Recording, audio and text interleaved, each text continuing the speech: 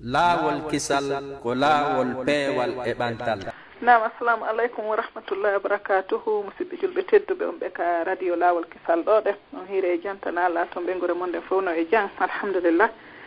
minen ga haray ɗumen e jam aray no andirɗen noon e jumaje ɗen fof haray ɗen mari fottugal ɗo ɗe ko yowiti e hirde hara ko hirde islamiyankore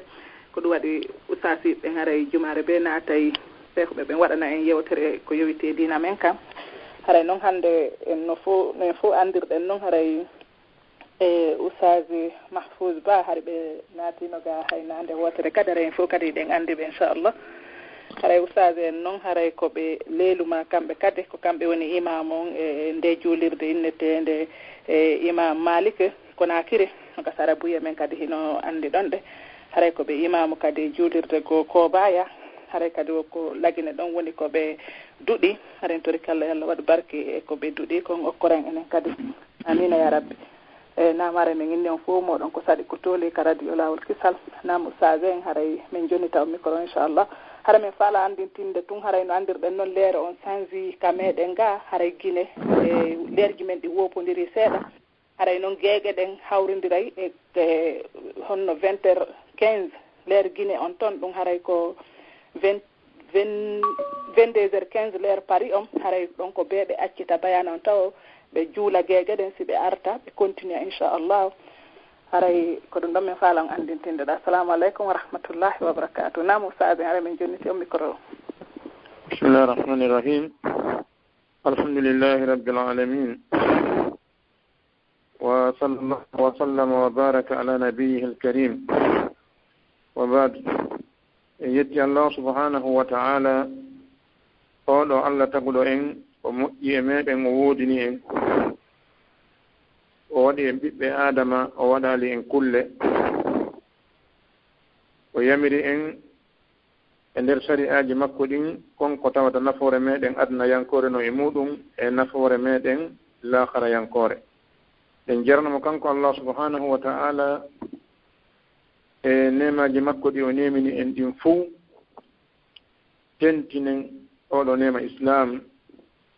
nema mo tawi ko o ɓuri mawnude e ko Allah subhanahu wa ta'ala nemini kon jiyaɗo makko on ko hawre leydi ɗo nde tawno kala ko waɗani neɗɗo on so okkalimo islam haray o ɗawimo moƴƴere aduna e lakara saabu malore nde ko islam heɓoto.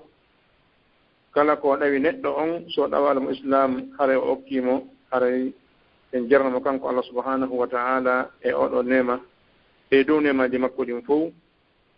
seedi to ala reweteɗo e goonga siwana kanko Allah subhanahu wa ta'ala. kala ko jiyaɗo o rewi ko wona Allah ko mere o woni rewde,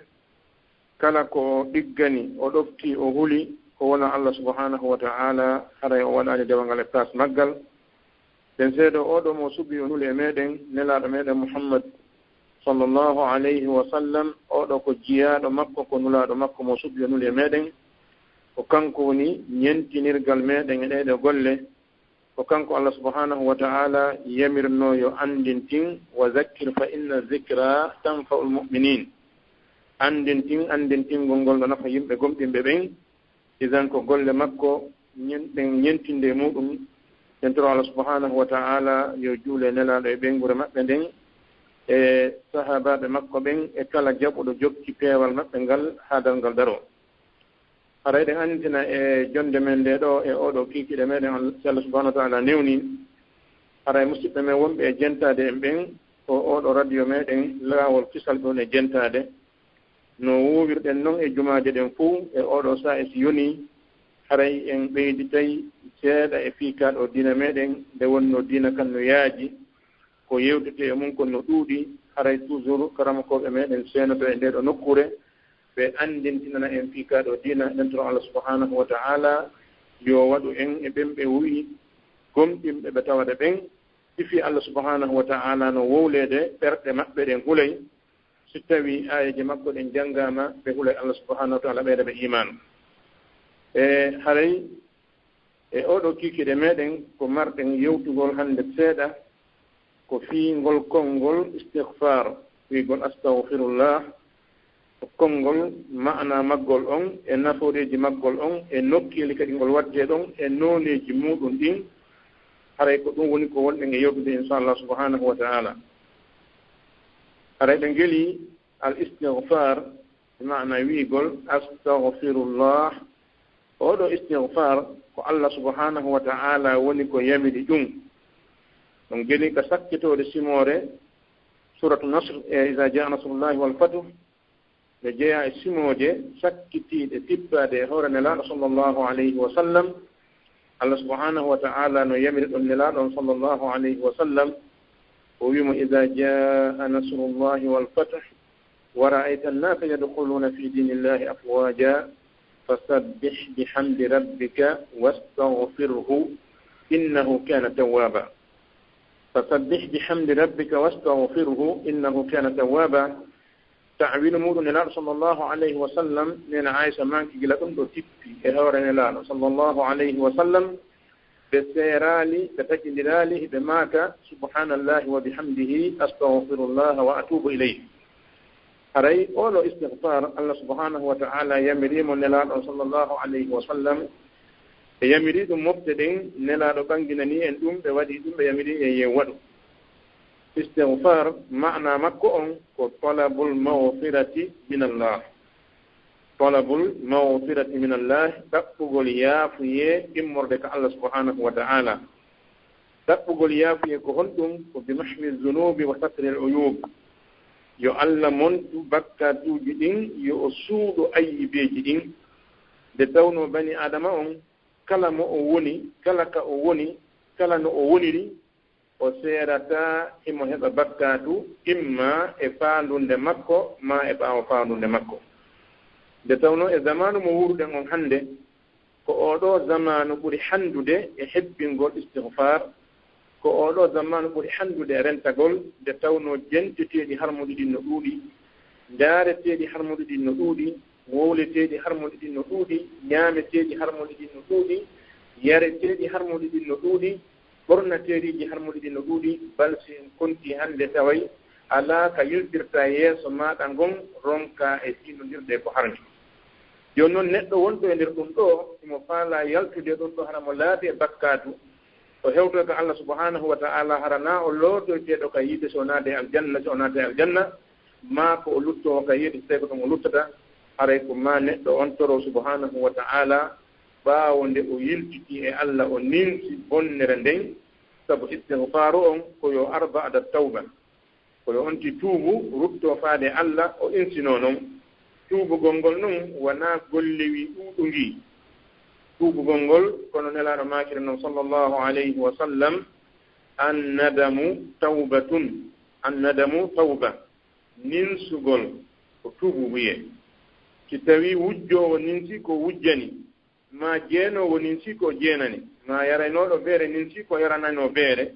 ma wonnooɗo e jamfade yimɓe ninsi haray hannde kadi o heɓii ko wiyetee kon tuubu wiye lutti hannde kadi siko haqqe neɗɗo yo a jonnitumo matoroɗaamo yaafuye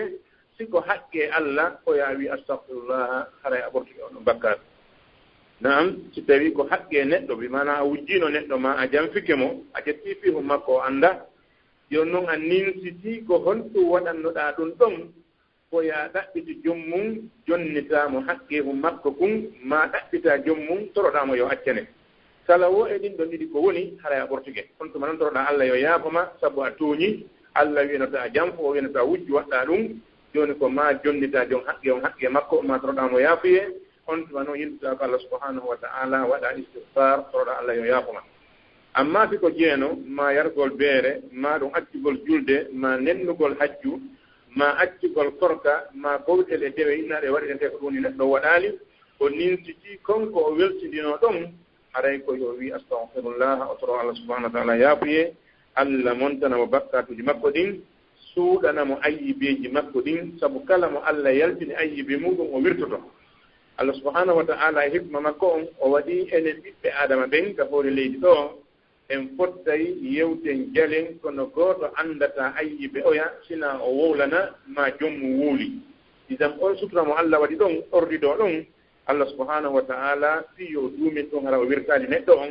hare ko ma o rutto e Allah subhanahu wa ta'ala o ruttora wiyete kon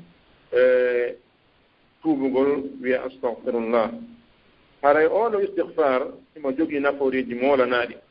fii honɗum nelaaɗo sallllahu alayhi wa sallam ɓe ɓanginani en wondema istighfar on himo jogii nafoore moolanaande hara wona haaka jama on sikkiɗo no ɓuri ɗon ɓe wi go on taw annahu sababun li mawfirati zunubi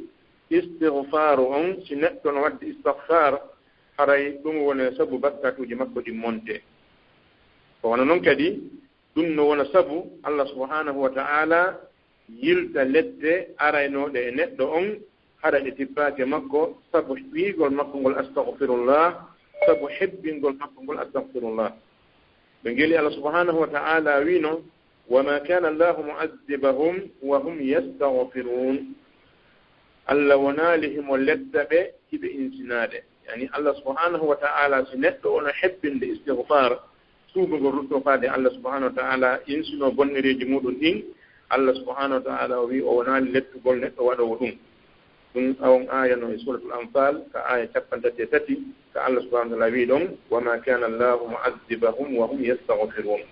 Allah wonali no ledda yimɓe ɓen hara hiɓe insinade jekka ɗum ɗo no holli e neɗɗo no heewi haani hebbinde wiigol astaghfirullah hara ko ɓuri ɗum e ɓernde tuubude rufti faade Allah subhanahu wa ta'ala fiiwata Allah tippin ledde e hoore neɗɗo on wona noon kañum kadi ɗum ɗo no jeeya e sabuuji ɗi watta haa Allah subhanahu wa ta'ala itta e ittende neɗɗo on yani yolɗinana mo himme makko ɗen ande makko ɗen addana mo arsike tippina ndiyan ɗan fiyo jama on heɓu nafoore istighfar on no mari ɗum kañum kadi no jeeya e nafooreji muɗum ɗin en geli nelaaɗo sallllahu alayhi wa sallam e maaki kala neɗɗo duumiiɗo e istighfar man lazima al istighfara ja'ala allahu lahu min kulli hammin farajan wa min kulli diqin makhrajan wa yarzuquhu min haythu la yahtasib kala neɗɗo duumiiɗo kalima la yazalu yufidu l istimrar yani kala neɗɗo duumiiɗo ta'i fuu sa e jamma ñalol ma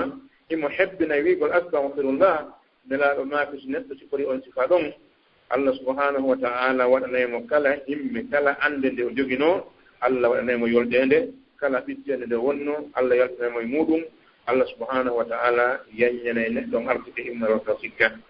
idan haray ɗum ɗo no jeeya e nafooreji hebbingol oɗo istighfar wonandema an oɗo neɗɗo julɗo haray ko ɗum waɗi ɗe wasiyo gooto kala e meɗen yo hebbin wi'ugol astaghfirullah hara ɓaawo nde o ninsi bonnere makko nden o rutti Allah subhanahu wa ta'ala fiyo Allah yafanamo bakkatuji makko ɗin fiyo Allah suuɗamo ayibeji makko ɗin fiyo Allah yulɓu lebde aranode hoore makko ɗe harade arali fiyo Allah subhanahu wa ta'ala yolɓinanmo andeji makko ɗin fiyo Allah yaññanmo artude makko on haray oɗo istighfar sen waɗita sabbu e ka nder sariya en taway istighfaru on no sar'ina wono karama ko ɓe wi noon الاستغفار مشروع في كل وقت وهناك أوقات وأحوال مخصوصة يتأكد فيها الاستغفار وفيها مزيد فضل إنتنا قنقل وصرئنا دون وقت كلا وقت على بمب على كيكين على جمع على جنورنا كنونون نتونك دي وقت جيغوت جيغو الحالي جيغوت جيغو هرتيدي توانو تنتي مجي إنتنا قنقل أنتي إنتنا كيدين الحالي جدون ما إدين وقت جدون o heɓay moƴƴere ɓuri siko waktu ma fewndo kala fewndo al istighfar ba'da al farar min ada'i al ibadat no jeeya e muɗum ara nun ɗum insinagol neɗɗo on tumande o gayni waggol dewal rewa Allah bima'ana hoora ha gayna insinoɗa ɓaawde profatan timmi ma juula ha gayna insinoɗa ɓaawde julde nden timmi ma hajja insinoɗa ɓaawde hajji mum timmi ɗum ɗo fof sen ndaari ka alqur'an en tawa Allah subhanahu wa ta'ala no yamiri ɗum neɗɗo on insinagol ɗumande dewal ngal timmi on ɗum neɗɗo insinototi dewal muɗum timmi na bakka to o waɗi e giri nelaɗo sallllahu alayhi wa sallam no jeeya e sunnaji maɓɓe tawi ɓe salmiɗi waktu julde kala waktu julde ɓe maakay astaghfirullah astaghfirullah astaghfirullah laabi tati maakugol ɓe ɗum ɗo laabi tati batte julde nden ko holli wondema na wonde ɓe falji goɗɗum ko yimɓe irriti nde julde nde ɓe waɗi ɗo kamɓe fof e wakkilare maɓɓe nden haray e yeeso manngo Allah ngun haray ɗum no fanɗi joni noon ko nder raɓɓinɗinaare ɗo woni on tuubude so tawi noon neɗɗo tuubi raɓɓinɗinaare tawa o waɗi dewal ngal o jaɓii dewal ngal no fanɗi yeeso Allah subhanahu wa ta'ala madama kanko waɗɗo on ko bani adama o wawata wadde hunde nden ha hawta ka haani ɗo yeeso subhanahu wa ta'ala ko ɗum ɗo woni ngol insinagol batte dewe ɗen Allah subhanahu wa ta'ala no salinani en ɗum ɗo nelaaɗo waɗi ɗum holli en no waɗe no jeeya e muɗum e insinagol tuma nde julde jemma nden timmi kono Allah subhanahu wa ta'ala humpitiri en ni ka alquran ka suratu zariyat aya 10 ha aya 17 o wi kanu qalilan min alleyli ma yahja'un wa bil ashari hum yastaghfirun en geli ɗo o sifi yimɓe huloɓe Allah ɓen o wi inna almuttaqina fi jannatin wa uyun akhidina ma atahum rabbuhum innahum kanu qabla dhalika muhsinin kanu qalilan min alleyli ma yahja'un wa bil ashari hum yastaghfirun ɓeɗo yimɓe huloɓe Allah subhanahu wa ta'ala yo Allah waɗo e maɓɓe duumiɓe kulol Allah ha Allah ƴettitiɓe hoore muɗum o humpite wonde ɓaawo mayde maɓɓe nden ɓe naata e aljanna ɓe heɓa e nder oɗo aljanna fiiji kala ko ɓe faala on ɗum no wonno golle maɓɓe ɗen ka aduna innahum kanu qabla dhalik muhsinin yani ɓe woni no adoɓe mayde hay ko waɗeɓe ko moƴƴi e kenɗi ɗin fuu alda e futtugol kanu qalila min alleyli ma yahja'un ɓe wonno no fanɗi e jemma on ko ɓe beloto yani ko ɓe waaloto ɗum holli ɓe waalayno juulude jon noon e hoore ko ɓe waalata juulde kon ko humpiti e wondema ɓe hattaali e ɗum ɗon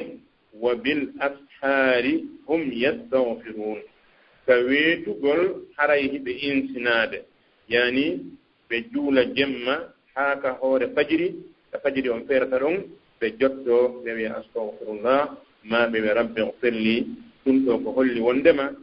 neɗɗo on si o golli moƴƴira nden haa gasi imo haani insinaade itti sikki e neɗɗo tawɗo ko gonnere woni maa ko e jonde puyda woni maa ko wonɗo e yeegude waktu mum alaa waɗde hay fus oɗo ka hetti sikke oɗo ɓuri handude ɗugoruɓe Allah subahanahu wa ta'ala e di oɗo neɗɗo moƴƴinɗo irriti wonde moƴƴire mum nden no fanɗi yeeso Allah tawi ko yo insino idan haray ko wano noon kañum kadi oɗo istighfar no sar'ina indal insirafi min al majlis jonde fuu jonde ne neɗɗo on jooɗi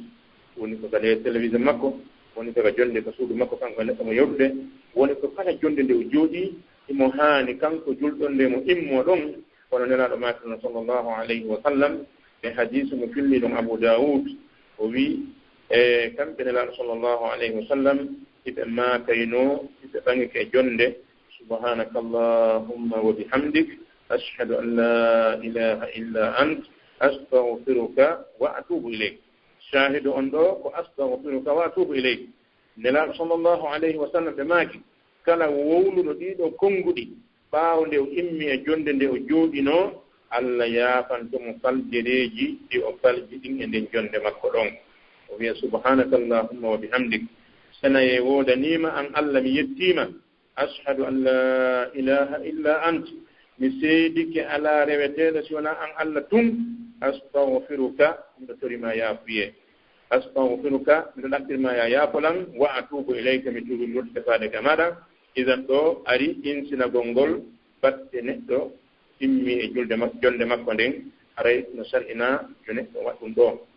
no jeeya e nokkeeli ka ari ɗon istighfar min azkari sabahi wal masa ka jantoreji yani azkar ji arɗe ɗin ɗi julɗo haani wadde ɗin bimbi e kiikiiɗe no ari e majji e oɗo sayyidul istighfar mo nelaaɗo sallllahu alayhi wa sallam maakani en ɓe maaki insinorteeɗi ɗin fuu yani kala konngol ngol neɗɗo insinorta fi yo Allah yaafamo bakkatu ko ɓuri moƴƴire ko ɗi konngol ɗo allahumma anta rabbi la ilaha illa ant خلقتني وأنا عبدك وأنا على أهدك ووعدك ما استطعت أعوذ بك من شر ما صنعت أبوء لك بنعمتك علي وأبوء بذنبي فاغفر لي فإنه لا يغفر الذنوب إلا أنت صلى الله عليه وسلم بماكي مولي كونغو بيمبي tawa himo goongini konko o wowli ta nder fondo makko si o maayi e nder ñallal makko ngal ɗon o naata aljanna si neɗɗo wowlindi konngol ɗo kiikiiɗe tawi himo goongino ɗon ka nder fonndo makko so armayde e jemma makko arowo ɗon on ko naata e aljanna sabu wowlugol makko ɗiɗo konnguli idan ɗiɗo kadi no ari e nder majji insinagol irritagol jeyal ngal irritano Allah alatata ɗum sona kanko irrito nemaji Allah ɗin e hawre muɗum irrito bonnere muɗum nden toro Allah subhanahu wa ta'ala yaafuye woni maana konnguli ɗi allahumma anta rabbi la ilaha illa ant Allah ko an tun jeyimmi ala reweteɗo sona an halaqtani ko an tun woni ko tagimmi wa ana abduka wana ala ahadika wa wa'dik min komi jiyaɗo ma min e dow ahadi maɗa ndin e fodore maɗa nden mastata'tu embere komi heɓi feere kon idan ɗo Allah subhanahu wa ta'ala oɗo neɗɗo so manti ɗum ɗo Allah o witan ɗum ɗo Allah o watti ko ɓetti ɗon kon Allah subhanahu wa ta'ala montanaymo bakkatuji makko ɗin kono nelaɗo makirayan sallllahu alayhi wa sallam arayno jeeya e mofteeɗi si neɗɗo haani insinade muɗum min tawiɗo ariya tawi neɗɗo on so fuddi kam julde makko aray o wiye allahumma illa isfahu wa dilla awwalahu wa akhira o hadis ɗo ko imam muslim ko fillimo wondema julɗo on no haani insinade ɗi insinande ɗiɗo ka sujuudu makko ɓaawonde ngi subhana rabbiyal a'la subhana rabbiyal a'la laaɓe tati o adda oɗo istihfar kulle allahumma ighfir li dhanbi kullahu dibbahu wa dillahu awwalahu wa akhirahu wa alaniyatahu wa sirra Allah yaafanolan bakkatuji an ɗin fof majji kewɗi en jani arane sakkitiiɗi feeñuɗi wirniiɗi ɗum ɗo kadi haray julɗo no haani insinolde ɗum saanga nde o sujji ɗo no jeeya e nokkeli ɗi neɗɗo on haani insinade ɗin wurto faade Allah subhanahu wa ta'ala e haray no jeeya e muɗum bayna sajadatayni hakkunde sujjude je e ɗiɗi ɗo kadi no ari insinagol ngol ɗon e neɗɗo on sujji wotere o ɓantike o jottike ɓewɗo ɗon o wiya rabbi ighfirli rabbi ighfirli rabbi ighfirli rabbi ighfirli astahfirullah gootum joomi an yaafolan joomi an yaafolan joomi an yaafolan idan neɗɗo no haani yewde ɗum ɗo hakkunde sujudeje makko ɗiɗi kala nde mo juula on sujuɗi jowi ma nde mo juula naafilo ɗum kadi no ari e hadis mo filli ɗum Abu Dawud no jeeya e muɗum kadi ba'da tashahhud wa qabla taslim ɓaawo nde neɗɗo on tawi ado o salminde ɗo kadi insinano ɗum no ari allahumma ighfir li ma qaddamtu wa ma akhartu wa ma asrartu wa ma alantu ɗum no ari e hadis mo imamu muslim filli ka deftere makko haray neɗɗo julɗo on daa'ima wa abadan se wattani yila en tawa sariya on no holli julɗo on haana sertude ko wiyete ko istigfar ko ɗum waɗi ɗi nokkilɗo fof no ari majji yo neɗɗo julɗo on insino haray e oɗo kadi hakkunde sujudeje neɗɗo no hani e insinade hakkunde sujudeje makko ɗe ɗon sariya on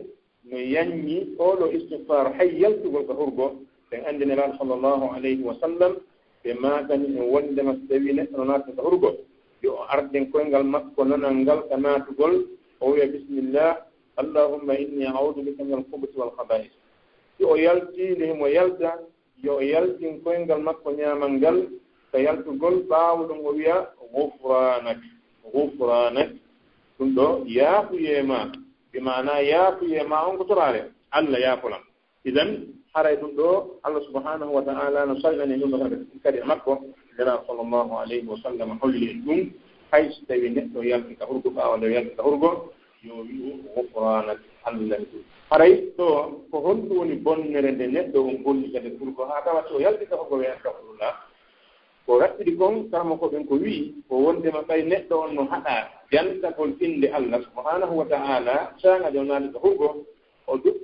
yawtinay ɗon ɗumunne miniti gooto ma ɗiɗi ma tati tawa jantaki Allah jooni so o yalti sabu ɗum tan mo raɓɓiɗi ko jantaki Allah e muɗum ɗon so o yalti koye kono Allah yaafuye hay ɗum ɗon idan ɗum ɗon holli en ɓeeɗo jooɗotoɓe ñallal fof jooɗotoɓe leer tati tawa koye kuynan ɓeeɗo ɓuri hallude insinagol tugo ruttokaaɓe Allah tawi hay tan ko daɓɓum ɗo e hoore neɗɗon ko hunɗugol haaji muɗum laabudda woni tawi so yalti koye kono Allah yaafuye moƴƴi haray ɗum ɗon holli en gurndan neɗɗo on fof mo haani duwade Allah subhanahu wa ta'ala yaafuye te no jeeya e nokkire ɗi neɗɗo yamira insinagol ɗin ba'da dambi ɓaawo neɗɗo on waɗde bakkatu ɓaawo so neɗɗo waɗi bakkatu bi maana o ari faldude o fini ma o ari ndaarde ko haana woni ko o ndaari ko haana kanko e télévision woni koye journal woni koye ka téléphone makko ɓay fof anndu no woodi ma kala ko o ari ma o dentini ko dagaaki kala ko ari faltude waɗa tawa ɗum ɗo fellete mo anndi ɗum ɗo bakkaatu windete e muɗum imo haani intinaade ɓaawo ɗon hisan ko tuuba rokto faade Allah subahanahu wa taala wono ardi noon ko alquran e suratu Nisa e aya 10 nenaɗo ɗon ɗon Allah subahanahu wa taala wi wa man ya'mal su'an aw yazlim nafsahu summa yastaghfirillaha yajidillaha ghafuran rahima kala golluɗo ko boni ma tooñi hoore muɗum refti o yimtiki o intini ga Allah ko tawa anna ko yaafotoɗo yurmeteɗo jaka yo neɗɗo julɗo on haray mo haani wattande ena fota maren Allah subhanahu wa ta'ala ko humtuki en ɗo kon wa man ya'mal su'an ka'inan man kana kala on waɗɗo ko boni aw yazlim nafsahu ma o tooñi hoore makko ma yastaghfirillaha ɓaawo ɗum ɗon o tuubi o rutti faade ka Allah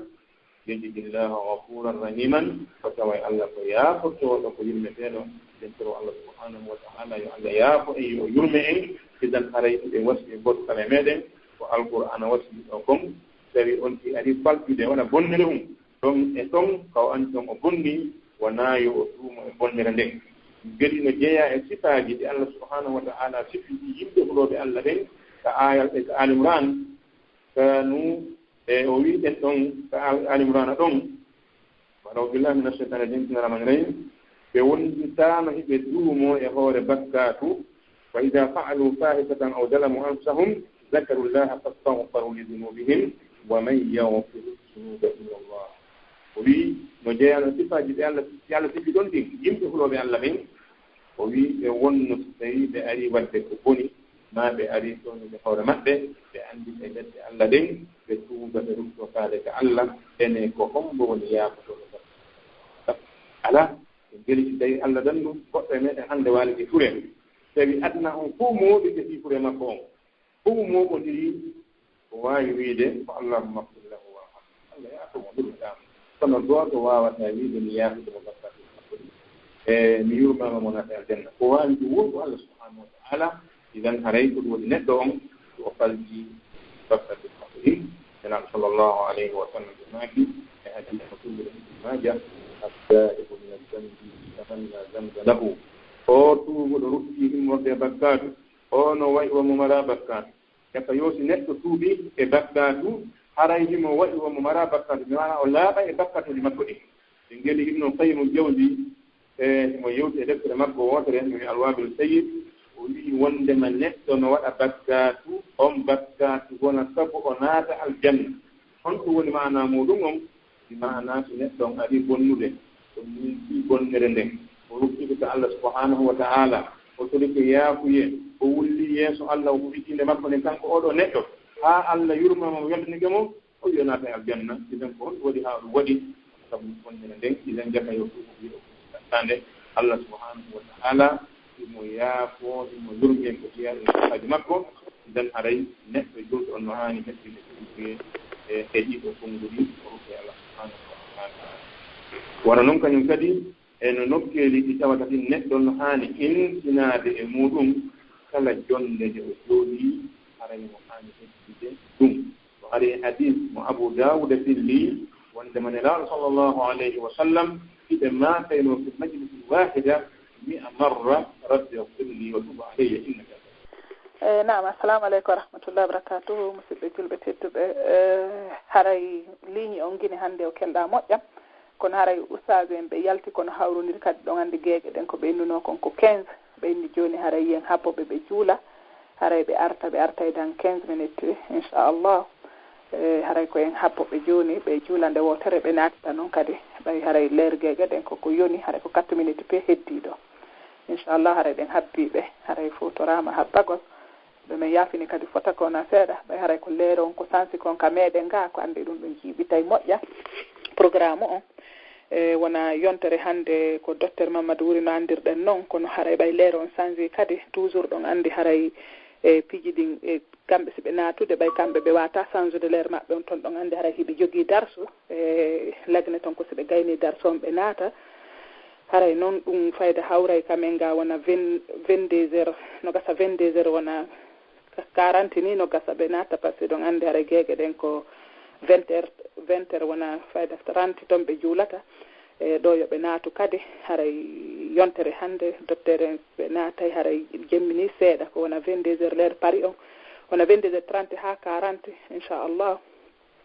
par ce que haray ɓe seeni ka flawa to ko hannde ɓe artayno men humpodiral tigi tigi kono ɓay haray eɗen anndi l'heure darso maɓɓe on eɗen anndi ko ɓe woyi naatude ɗon haray yontere hannde kamɓe ɓe niɓɓay seeɗa si ɓe naata inchallah ko tawi kono noon leerji ɗin changi ka meɗen ga haray ko ɗum ɗon watta jiiɓita kene programme ji ɗin seeɗa kono inchallah haray ko en ɓeydu wakkilade e muññade kadi ɓay haray ko fi dinaniɗe e haray ko ɓeydugol wonde patient fota ko wona seeɗa inchallah haray no famiren dina men ka inchallah haray allah lanɗo on hisingen en fof meɗen hawtodira en foppo ka jannatul firdaus ala haray ɗen habbi ustasiɓe men ɓen inchallah haray on jarama yo allah yoɓɓo on fof moɗon ko ɓuuri moƴƴude e baraji assalamu aleykum wa rahmatullahi wa barakatuh. bismillahi rahmani rahim alhamdulillahi rabbil alamin wa sallallahu wa sallam wa baraka ala nabiyyina muhammad ala toujours en troto wonɓe en jentare ɓen e oɗo radio meɗen laawol kisal haray e hidde gonno taƴude seeɗa ɓe yaafo haray ɗum ɗo wona faanunde meɗen o yaasi on wayi noon e haray toujours en wontay e maako ko wonnoɗen e muɗum naane kon en geeli haray wonande hewtitiɓe gasakkiɗum ɗo ɓen haray ko wonɗen e yewtude ko fingol konngol wiigol astahfirullah haray ngol ɗo konngol wiigol astahfirullah haray ɗe geeli moƴƴere moolanande no e muɗum ɗum woni ko yewtuɗen e fi nder yettoreji meɗen ɗinguela puɗɗiɗen e wata yiltade toon haray en artay ka toɓɓere meɗen nde wonnoɗen e muɗum ɗulle ko honɗum ko nokkeeli ko neɗɗo haani wadde astahfirullah haɗo wonɗen e yewtude haɗa ko wonnoɗen e muɗum ko ɗeɗo toɗɗuñi sakkitiɗe tuma nde neɗɗo on golli bakkatu haray himo haani wiide astahfirullah sabu e wi'i ko ñaamete kon e ko daarete kon e ko yiyete kon e ko wowlete kon no heewi e muɗum piji harmuɗi joni noon neɗɗon ɓay koye nder ɗi o woni jindude haray ko wakkilirentade nde wonde o faljeyi nde wonde kadi haray o heɓa hen ko faandaki haray so tawi ari wonde koyo o wi astahfirullah ɓaawo ɗum Allah subhanahu wa ta'ala humpiti en ɗum ka alquran o wi wa man ya'mal su'an aw yazlim nafsahu summa yastaghfirillaha yajidillaha ghafuran rahima kala waɗɗo ko boni maatoñi hoore muɗum o yiltiti o insini ka Allah o taway Allah ko heewɗo yaafagol ko rumeteɗo nelaɗo sallllahu alayhi wa sallam ɓe makani en neɗɗo tuubuɗo e bakkatu no wayi wa neɗɗo mo mara bakkatu yani si neɗɗo on tuubi e nder bakkatu on Allah montanimo haray hande kadi woymo ala bakkatu wiyeɗen hare nelaɗo sallllahu alayhi wa sallam no ari e hadis arɗo ko deftere Abu Dawud ɓe makano kamɓe nelaɗo sallllahu alayhi wa sallam e jonde maɓɓe wootere rabbi ighfirli wa tubu alayya innaka anta tawwabu rahim ɓe makan ɗum laabi temedere e jonde wootere on hadis no ko deftere Abu Dawud ko sunan Abu Dawud ɗum ɗo no holluma an neɗɗo julɗo o so tawi nelaɗo sallllahu alayhi wa sallam e hoore muɗum ɓe makayno ɗum ɗo e jonde wootere laabi temedere e hoore kamɓe Allah subhanahu wa ta'ala no yaafiɓe haray amma mimma goɗɗo goo ɗum no wi en yen ɓeydi wakkilare meɗen nden tuuɓe ruttoɗen faade Allah subhanahu wa ta'ala wono noon kadi kamɓe nelaɗo sallllahu alayhi wa sallam ko wonnoɗen ɗon so tawi dartiɗen koko ñallal ɓe maaki kamɓe nelaɗo sallllahu alayhi wa sallam ya ayyuha nnasu tuubu ila llah fa inni atubu fi lyawmi ilayhi 100 marra ko onon yo yimɓe tuube ruttoɗon faade ka Allah min nelaɗo e moɗon on mbiɗo tuuba rutto ka Allah e nder ñallal gotol laabi temedere oɗo hadis no ko imam Muslim joni noon so tawi nelaɗo sallllahu alayhi wa sallam makirani en ni ɗo ko hollugol e yen ɓeydi wakkilare meɗen nden neɗɗo on o hisi o ko adna makko ɗo e ka laakara makko si tawi o tuubi o ruttike Allah yaafike mo si wona ɗum haray ko perdowo waɗi sen daari tariha feƴƴuɗo on ƴetten e baba meɗen Adama alayhi salam ɓe geli baba meɗen Adama alayhi salam Allah subhanahu wa ta'ala tagumo tagi sonnajo makko on naadimo ka aljanna e hoore ɗum o newnanimo kala ko woni ko aljanna ton kon e o wi'imo ya adamu uskun anta wa zawjuka aljannata wa kula minha haysu shi'tuma ragadan ولا تقربا هذه الشجرة فتكون من الظالمين فأي آدم هو الجنة أن إبينغ رمادا دين أن إبينغ مادا نيامون كلا كونك الجنة نوننا أون سنانغا لغال إذن جلي لكانكو آدم عليه السلام ووانو ديرير ونيامن غال دو لغال ويالتنا نوك الجنة سبو بكاتو غوتو يالتنا نوك الجنة أن هدك ياسيغا هدا ماري بكاتو جتفان دما تيمت دما غلوجي هدا فالانا تدك الجنة أما سوليسيون wo mo wada ha hisa siwana ta tuubi ko wadi adama alayhi salam bay o yaltika aljanna to paawde o bonni ko honɗum wonno ha o yaltika aljanna ko tuubu buye subhanahu wa ta'ala humpidi en ɗum o wi fatalaqa adama min rabbihi kalimatin fataba alayhi allah adama hendi konguɗi immorde ka joomi makko allah yaafimo ɗin konguɗi no ka suratul a'raf allah subhanahu wa ta'ala wi wa qala rabbana ظلمنا أنفسنا وإن لم تغفر لنا وترحمنا لنكونن من الخاسرين في كم بديدو يعني آدم أي هوا جومي أمين من توني هوري أمين ستوي أيافاك من يرمد أمين من جية إبرتو أبين إذن الله سبحانه وتعالى بيبه لدو كنغدي ووي فتلقى آدم من ربه كلمات فتاب عليه إنه هو التواب الرحيم جاك آدم كتوب بيه ورترنك الجنة باود ويالتناتون إذا أنك تستوي أيوي بنر أيوي جل الماء أيوي إنقلوا ما أيوي أتم ونلا وني بتجنة سبب بنر إن بنلا بي الله سبحانه وتعالى هم تدين وندم كوك وني إن هو يجرب يجي وإمور ده بكات وجميلين دين على أنك تياتوب رتلا كذلك الله سبحانه وتعالى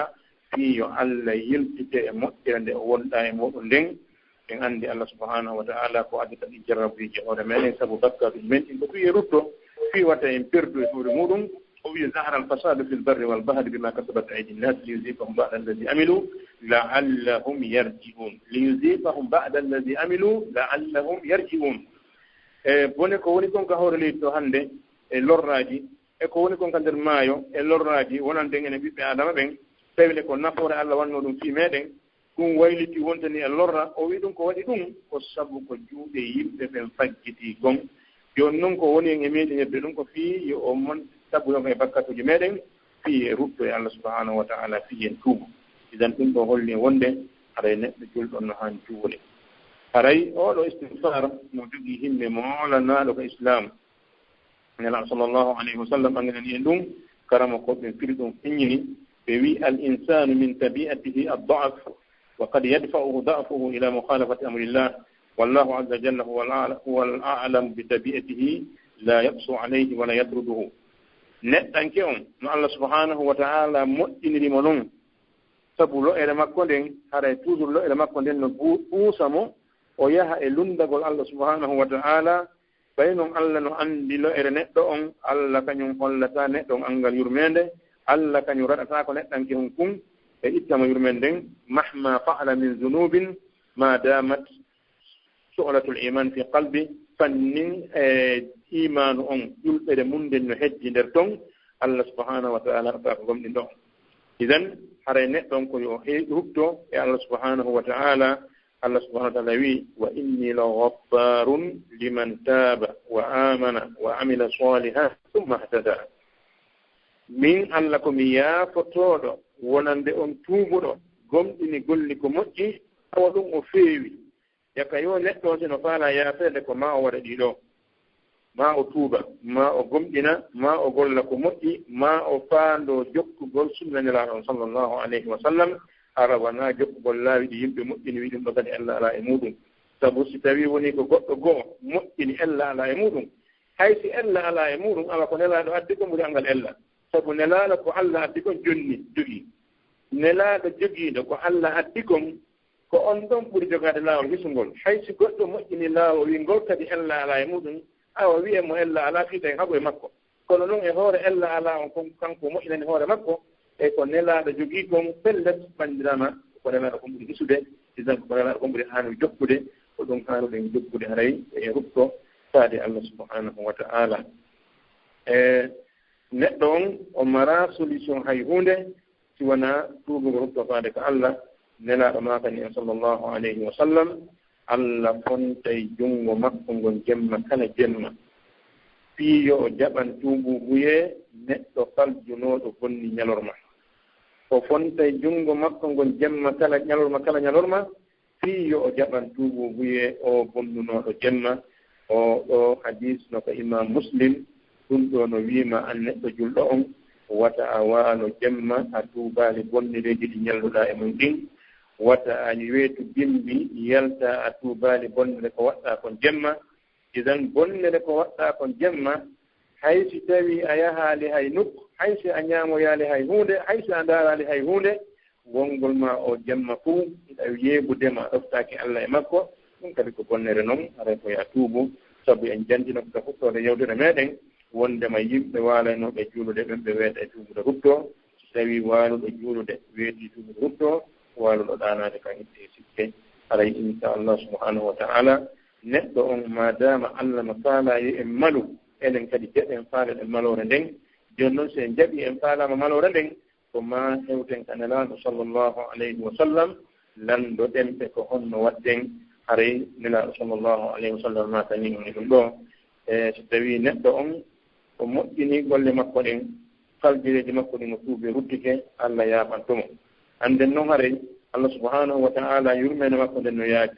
moƴƴere makko nden no ɗuuɗi ko faala e moƴƴade men kono heewi finaa ɗum alaa waawata en tin kanko o waawi ɗum kanko tum waawi tagudema a landaakima o waɗanema ko haton jinta e mum kon fof o landaakima yilto o wiya ma si a falji kadi ya a tormo yo accene moɗi ɗum ɗo ko moƴƴere si tawi a ronki wadde ko Allah wiima kon a ronki accude ko Allah haɗuma kon a ronki kadi yiltitade inna yo Allah accene si Allah lettima hare fantoni hoorema ko waɗi o waɗi solution ji ɗin fuu o haɗima kala ko lorrayma o yamirima kala ko nafayma a jaɓaali ɗum ɗon o wiima kadi ya yiltito jeejama yo accene tawi a waawali ɗum ɗo kadi haray kon anndi ɗum faalaɗa idan haray Allah subhanahu wa ta'ala hakken ko yiɗi moƴƴagol e meɗen kon o holli wondema so neɗɗo tuubi e hoore soobe ruttike e makko o ƴetta e bonnere neɗɗo on ko feƴƴuno kon o waɗanoma baraji o wii ka surato ka o jantino kanko subhanahu wa ta'ala fiiɓe ɗo jeyaaɓe makko moƴƴuɓe en anndi no jeeya e ko sifiɓe ɗon kon e wongol maɓɓe ɓe sirkata wongol maɓɓe ɓe jeenata wongol maɓɓe ɓe warata wonki o holli mo waɗi ɗiɗo gon ɗum wodani ɗum o ittiti o wi illa man taba wa amana wa amila amalan salihan fa ulaika yubaddilu llahu sayyi'atihim hasanat wa kana llahu ghafuran rahima si wona on tuubuɗo o gonɗini o golli ko moƴƴi ɓeeɗo waɓɓe ɗum yani sen tawi neɗɗo waɗi bonnere ɓaawo bonnere nden o tuubi o gomɗini o golli golle moƴƴe Allah subhanahu wa ta'ala holli fa ulaika yubaddilu llahu sayyi'atihim hasanat ɓen ɗon Allah waɗɗitay yubaddil Allah waɗɗitay gonɗi maɓɓe ɗin moƴƴere Allah ko yaafotoɗo Allah ko yurmeteɗo hay so wonde kalama koɓe gono wii wondema waɗtitugol ngol ɗo wona bakkatuji ɗin tigi mattete baraji ko tere bonnaynoɗe ɗen waɗete tere moƴƴinoje yani gite daranoɗen ko harmi wonta daroje ko tagi tum junngo memayno ngon ko harmi wona memo ko tagi tum noppi jentotonoɗi ɗin ko harmi wona jentoɗi ko tagi tum hundu ko wolayno kon ko harmi wonta wowlay ko tagi tum idan gonfiro ɗon kadi no ari e ma'ana aya on ɗi fuu hiɗe wawi wonde sabu so neɗɗon tuubi o acce bonnugol ɓe makko ɗe bonnireno ɗen ko moƴƴina hannde kadi Allah subhanahu wa ta'ala foti sansa e bonnireji makko ɗi waɗɓe baraji ɗum ɗo ko yurmede Allah subhanahu wa ta'ala wonen nden enen ɓeɗo jeeyaɓe makko haray e zamanu mo wuruɗen ɗo on hannde haray en mara solution hay hunde ko yaltiren e probléme ji wonɗen ɗin si wona toragol Allah subhanahu wa ta'ala yaafuye ɓoroɗen e bonnireji ɗi wonɗen ɗin jokken yamiroje ɗen ko heɓuɗen feere o accen haɗoje ɗen toroɗen Allah subhanahu wa ta'ala yaafuye sen waɗi ɗum haray no tijja Allah subhanahu wa ta'ala ɓay ko yurmitero ko yaafo en kono so tawi neɗɗo waɗali ɗum hono no hojjunanima haray oɗo istigfar no mari nonuji certuɗi ko sariya maana on fof ko gooto kono no mari konnguɗi no yewtide no sertiri koho majji on ɓurɗo moƴƴude majji on en joopike mo naane mo nelaɗo makino sallllahu alayhi wa sallam sayyidul istigfar ko insinorte kon fuu ko woni kon koho muɗum ko o ɗi konnguɗi ɗo اللهم أنت ربي لا إله إلا أنت خلقتني وأنا عبدك وأنا على عهدك ووعدك ما استطعت أعوذ بك من شر ما صنعت أبوء لك بنعمتك علي وأبوء بذنبي فاغفر لي فإنه لا يغفر الذنوب إلا أنت في كونغو دو عندنا الله صلى الله عليه وسلم نوير دني باوتو بما تستوي نتو وولي بيمبي أراهم بونغي دون الله تيجي كما دنيا الله مكان دون ويا فانتمونا دم الجنة نتو وولي دي كي تايم بونغي دون الله تيجي كما الجنة مكان دون ومويا فانتمونا دم الجنة no ari noone ɗimmo on ɓigol rabbi gfirli rabbi gfirli rabbi gfirli tawa wiide ni ma ɗum wi'a astahfirullah astahfirullah arana wigol astahfirullah acca ɗon o on astahfirullah on tino wawi wiide no kadi on noone no ari ma ɗum on ti wi'a rabbi gfirli wa tub alayya innaka anta tawwabu rahim رب اغفر لي وتب علي إنك أنت التواب الرحيم نو أرض نمكدي أنت نواوير دني سفالا ما دم أنت جوية أستغفر الله الذي لا إله إلا هو الحي القيوم وأتوب إليه أستغفر الله الذي لا إله إلا هو الحي القيوم وأتوب إليه نويرني نو نجاغبهم فاللهم إني ظلمت نفسي ظلما كثيرا وإنه لا يغفر الذنوب إلا أنت فاغفر لي مغفرة من عندك warhamni innaka antal ghafurur rahim ɗiɗo façonji jeego ɗin sinorte kala e majji mo ƴettuɗo ana waawi yonde si a hunji kadi fuu a wowli o hannde o janngo ma o bimbi o kiikiiɗe ma a wowli ɗiɗi tati e jonde a sanji a wowloy ɗuma fof ko gootum koɗo tindini kon fof ko gootum maana rabbi gfirli on ko wiigol allah yaafulam astahfirullah on komi ɗaɓɓiri allah yaafuye rabbi gfirli wa tubu alayya innaka anta tawwabu rahim joomi yaafulan jaɓanan tububuye an ko a jaɓo tububuye ko a yurmeteɗo jawabu on astahfirullah alladi la ilaha illa huwa alhayyu alqayyum wa atubu ilayh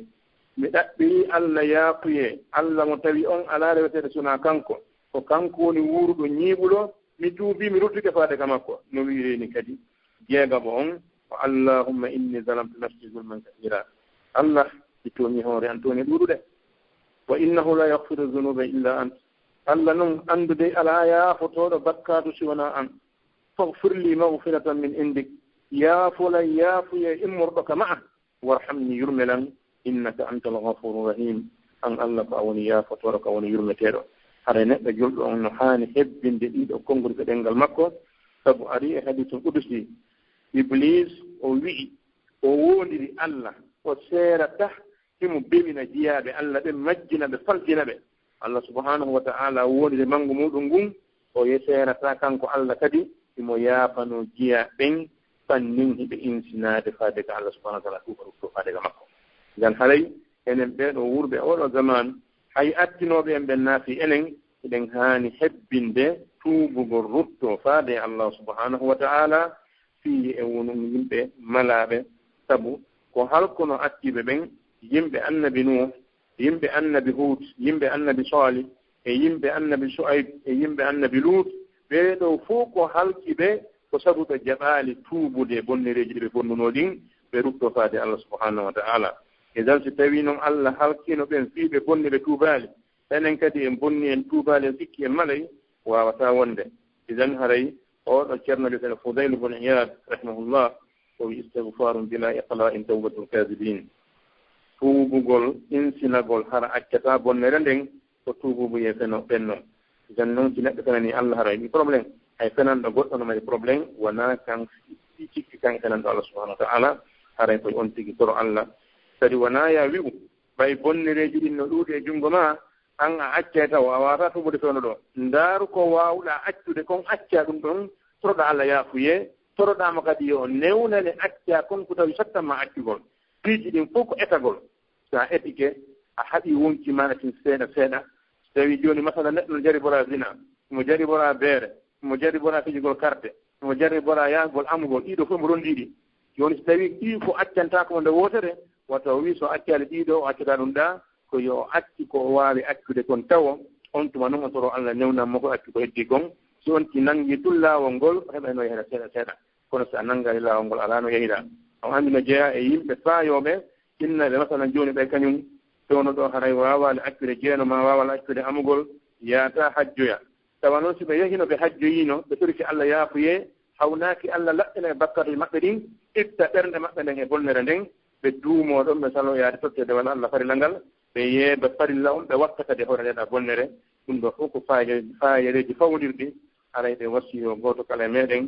e huɓtagol faade ko Allah subhanahu wa ta'ala en annditine musidɓe meeɗen wonɓe e jentaade ɓen ɗo haren ko ka radio laawol kisal woni ko ɓe woni e jentaade haren toro Allah subhanahu wa ta'ala yo Allah hisin en nokku kala ka woni e ley kammu ngun ko ɓedna en daraja o ɓedna en kisiye ko waɗana en baraji barki heewuɗo e ɓe oɗo radio meeɗen e kippanɓe en no radio o wonira e cenɗe ɗen fuu ɓayɗen anndi ɗum ɗo wawata wonde si wona juuɗe buytambo juuɗe ɗen ka ngalu juuɗe ɗen ka gandal e juuɗe ɗen ka jaahu e juuɗe ɗen ka sabuuji ɗeɗo fof haɗa ma sorasi ɗum ɗo wawa gasude haɗen to Allah subhanahu wa ta'ala kala meɗen mo be ko waɗi kon e ɗum ɗo fiyo jamma o wawa heɓude nduɗo nodda al islam kala ka o wawi wonde